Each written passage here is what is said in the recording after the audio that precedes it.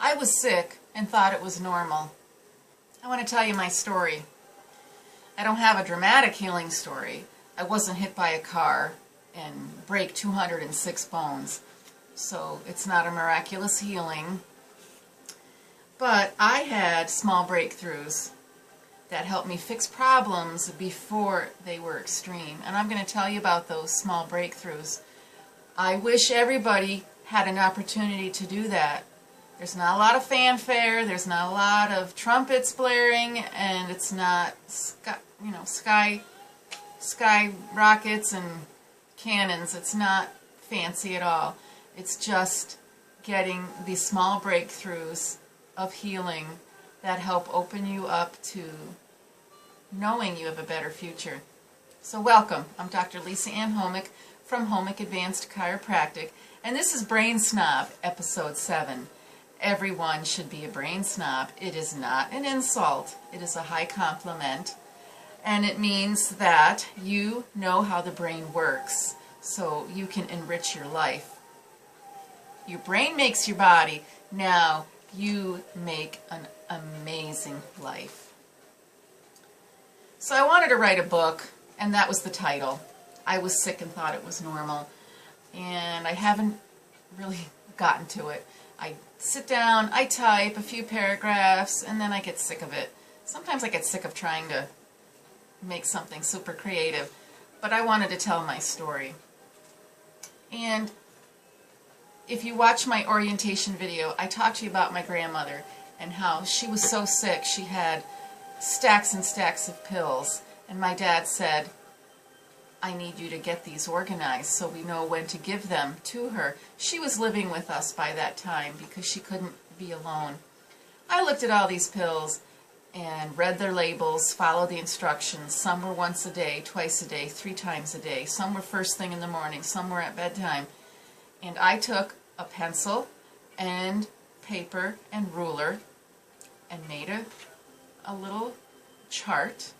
No computers back then. I did it old school way, and I made a schedule from 7 o'clock on to bedtime around 8 or 9 o'clock, and she was taking a pill almost every hour of her awake day. I looked at all this and said to myself, I don't want this life. And I also think back to a time in high school. I was getting a lot of headaches. And I would take aspirin. My mom would say, here's an aspirin, take one. But she'd say, drink a whole lot of water so you don't get an ulcer. I'm like, what? So I'm freaking out. I'm like, okay, I've got this tall glass of water. I'm downing it to prevent an ulcer. Whatever an ulcer was, did not want it. I wonder, do you think that tall glass of water helped take care of my headache? Not the aspirin. And another memory I have is eating school lunch. Some of my favorite foods, like ravioli, maybe even pizza, would give me heartburn. Nothing major, just this awful burpy feeling. My mom said, here, take some Pepto-Bismol. So I'm taking these little pink things, little pink tablets, and it says on the label, your tongue might turn black, and your stools too. So, oh my gosh. So that was my introduction to medicine. I did not have a lot of illness if I was sick, other than my appendix out when I was in 2nd grade and the flu in 6th grade. I had perfect attendance in school for 10 out of 12 years. Maybe 13, I don't remember kindergarten. But so that I didn't have much of a horrible introduction to sickness. Now I do look back, and I couldn't get up in the morning. I don't think it had anything to do with being a teenager. When we changed our clocks in the spring, it felt like I had fallen off a cliff. Getting up out of bed was a struggle. And I recall, even in college, getting up out of bed was a struggle. I could not move my joints. Once I got up, wonderful, felt great. I jogged. I was an avid runner, and I was into fitness. So who would think that it was a problem? I thought it was normal. All of these things, as a teenager and as a college student, I thought was normal.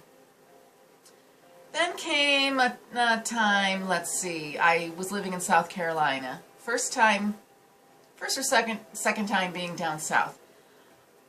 The springtime came, those flowers came out in March. Who saw flowers in March? I'm from upstate New York. Those flowers knocked me for a loop. I thought I had the flu, a cold, I don't know, maybe even bronchitis. It was horrible. Not enough to make me stay home. I didn't have a fever. I couldn't breathe. Just stuffed up, dripping into my throat. Just congested, hard to breathe, miserable. And I don't think I went to a doctor. I just said, these are springtime allergies, because I don't have a fever. And I said, well, I'm just going to have to train my body to not experience that the next spring. And I will tell you, next spring came along and they did not bother me. I can't prove it. I did a little self-talk, maybe some self-hypnosis. I actually made a practice of it, and before bed, before falling asleep. And I told myself, next year, it's going to be fine. Next spring, no allergies. I'm going to love these flowers. They smell pretty, they look wonderful, they're just beautiful. It's not going to bother me. And it worked. Around that same time, I still had a lot of congestion, and I was jogging around the block, and I had to stop. I was so congested with mucus, I could not breathe. I was choking in the street. Blah! Just I couldn't run. I couldn't catch my breath. I was swallowing mucus like, this is a disgusting story. And I said to myself, what is going on? Not long after that, if I recall, I decided to become vegetarian.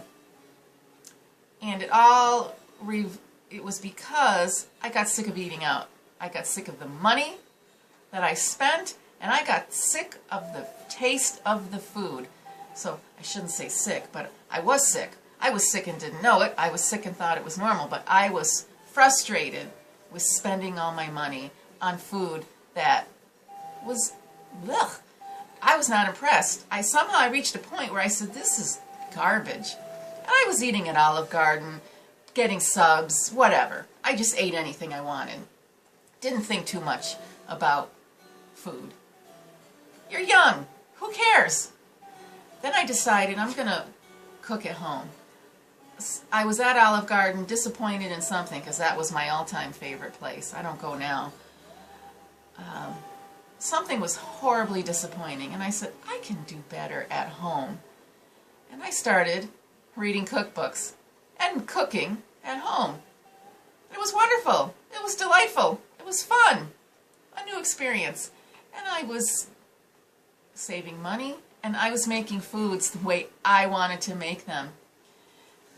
And I did become vegetarian after reading more about health and healing. I came across that vegetarian cookbook by Marilyn Diamond, fell in love with it, started reading about how protein is going to kill us all, and became a vegetarian. I was a vegetarian for 10 years. Long time I skipped eggs, skipped mayonnaise, I skipped dairy. I was almost vegan, but I kind of went in and out. I wasn't totally vegan. If I ate a baked good that had egg in it, so be it. I wanted a baked good. So I can tell you, I ate high carb. I ate high carb grains and legumes, and did that for 10 years. So what did I notice right away? My energy was restored. Back to the time in college when I could not get out of bed, I was sitting at work one time. I was a McDonald's manager, of course, eating McDonald's food. It was, cheap or free. Maybe it was free.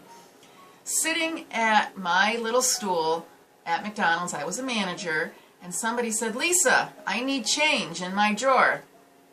And the thought in my mind was, oh, good grief, I have got to stand up and walk over there.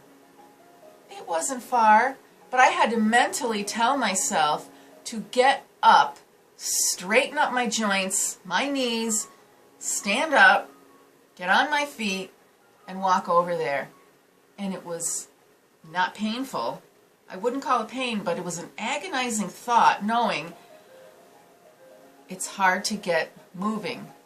I'm 21 years old. So the first thing I noticed going vegetarian within days, humongous energy and feeling better moving. And I said, this is it. This is great. This is what I need. Did wonderfully. Enjoyed it. People thought I was whacked out because now they're asking me, can you eat this? Can you eat that? Da, da, da. I'm like, don't worry about it. I wasn't doing it for animal rights reasons. I was just doing it because I felt better. Don't worry about my plate. I'll pick and choose what I want to eat. I wasn't telling people, join me and be a vegetarian also. Then, sometime later down the road, I decided to become a chiropractor and received my first chiropractic adjustment because I volunteered at a chiropractic office to see what it was like before I quit my job. Great education. They taught me so much, and it spurred me on to becoming a chiropractor. And getting adjusted was also an overnight revolutionizing experience to me because, well, I'll tell you that at part 2 of my Brain Snob episodes. I think I want to take a break here because there's more I want to get into. I was sick and thought it was normal, and I need other people to reach deep in their minds and say to themselves, is this normal? Should I change my health even though I'm not at a critical crisis point? So think about that. I'm going to go to episode 8 and continue on with my initial chiropractic experience because it's a fun story. Like I said, these were multiple small breakthroughs that I think prevented me from having major health issues. I could nip things in the bud just because I had a curiosity and wanted to keep looking at new information. So, let's dive into a better future with a better brain. Learn how to move, feed, and talk to your brain. I want you to visit my office. Read my blog. It's called createpurpose.com. Watch that orientation video. Hit the subscribe button. Hit the bell for notifications. Start a conversation in the comments section below. And the next episode is around the corner. Become a brain snob so you can be a positive ripple effect in your community. Thanks for watching.